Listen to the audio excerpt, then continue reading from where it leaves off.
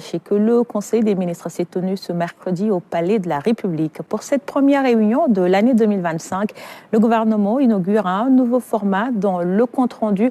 À ce propos, le ministre porte-parole revient sur les points saillants du communiqué. Nous écoutons à ce propos Moustapha Ndiaye Sarré.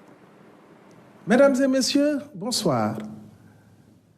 Dans un souci de modernisation et d'accessibilité à l'information gouvernementale, nous inaugurons aujourd'hui une nouvelle approche, plus interactive et simplifiée, pour vous informer des décisions prises en Conseil des ministres. Cette innovation a pour but de mieux informer des décisions et orientations et engager chaque citoyen autour des actions gouvernementales. Ainsi, le porte-parole du gouvernement que je suis et au besoin, les autres ministres sur des questions relevant de leur département se succéderont devant ce pupitre. Ce conseil a marqué le lancement de l'exercice 2025 dans le cadre du déploiement de l'agenda national de transformation Vision Sénégal 2050. Il s'articulera autour d'un plan d'action gouvernemental visant à consolider la transformation systémique de notre pays. Une priorité spéciale sera accordée au secteur sanitaire. Le chef de l'État a insisté sur la nécessité d'améliorer la qualité de vie des citoyens, notamment par la mise en place de filets sociaux, le renforcement de fonds de solidarité nationale, la restructuration de programmes sociaux et l'actualisation du registre national unique, afin de cibler avec précision les ménages vulnérables. Dans le cadre de la pacification et de la stabilisation du climat social, un nouveau pacte social sera conclu avec les centrales syndicales et les organisations d'employeurs avant le 1er mai. Au plan économique, le président de la République a réaffirmé sa vision d'une économie souveraine, endogène, territorialisée et résiliente, créatrice d'emplois.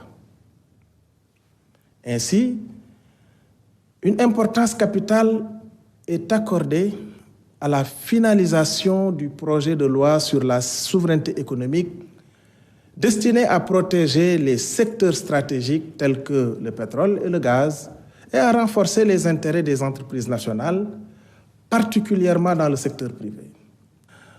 Dans le cadre de la gestion transparente et efficiente de nos ressources naturelles, la nouvelle composition du comité COS-Pétrogaz se réunira avant fin avril 2025. Le développement économique régional, quant à lui, se fera par la mise en valeur des pôles territoires de manière à maximiser leur potentiel d'emploi à travers des projets structurants. Notre objectif est de faire passer la part de Dakar dans le PIB national de 46% à 29% d'ici 2050. La maîtrise du coût de la vie passera au plan structurel par le développement de la souveraineté alimentaire du pays en soutenant largement le secteur primaire et l'agriculture en particulier. Le gouvernement a déjà consenti un effort budgétaire de 140 milliards de francs CFA pour atténuer les pressions conjoncturelles sur les prix et sera intransigeant sur le respect des prix intérieurs.